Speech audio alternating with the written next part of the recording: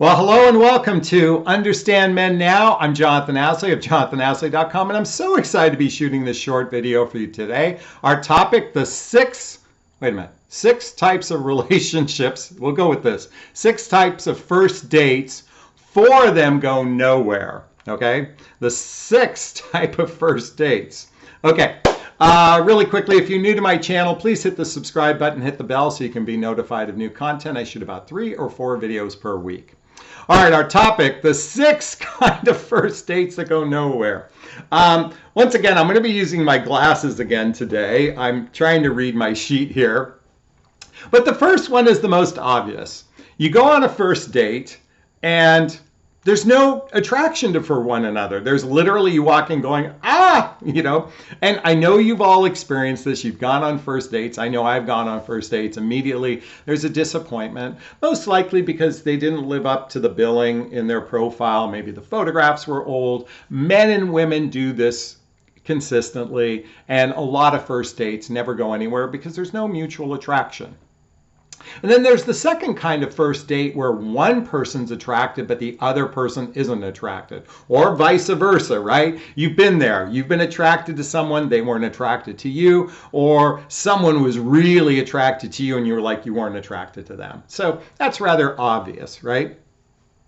Now the next 4 get really kind of tricky, and that's why I'm going to share with you. Those first 2 obviously go nowhere for obvious reasons. The next one is, the third one is you have a small connection with one another. There's a little bit of banter, there's some humor, there is some emotional connection with one another.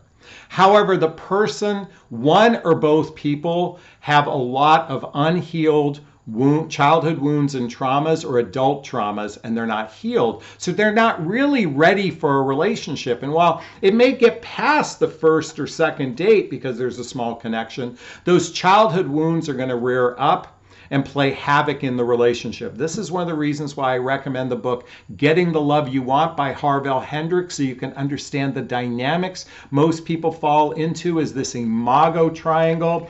In addition, you definitely want to check out the book Attached to understand avoidant attachment style as well as anxious attachment style, because those unhealed attachment styles, while you might have a connection with someone, it's just the relationship isn't going to form the bond needed to go the distance for it to be successful.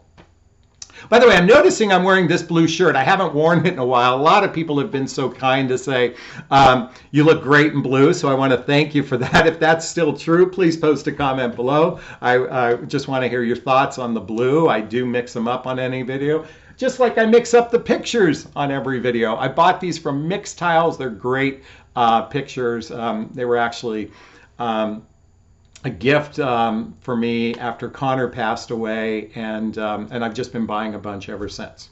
Okay, the 4th kind of first date that actually has some potential is where there is a small connection and both people are able to invest in the relationship. They are healing their childhood wounds and traumas.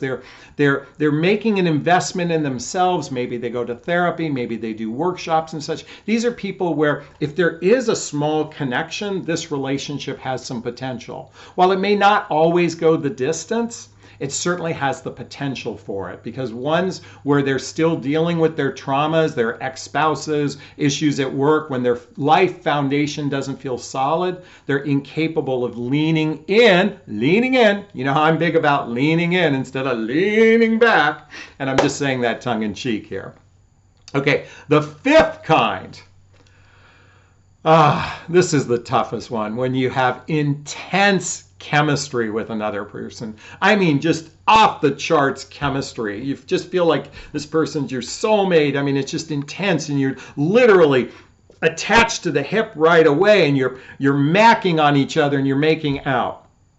I mean, that's the ones where it's lust driven, rarely ever go anywhere. I like what Marianne Williamson says in her workshops. When she does a workshop, she says, when you have that intense chemistry, what's the first thing you should do? And the whole audience screams at the same time, pray. Pray. You got to pray for guidance, because guess what? When there's intense chemistry, if it takes off like a rocket, it's going to come crashing down to earth.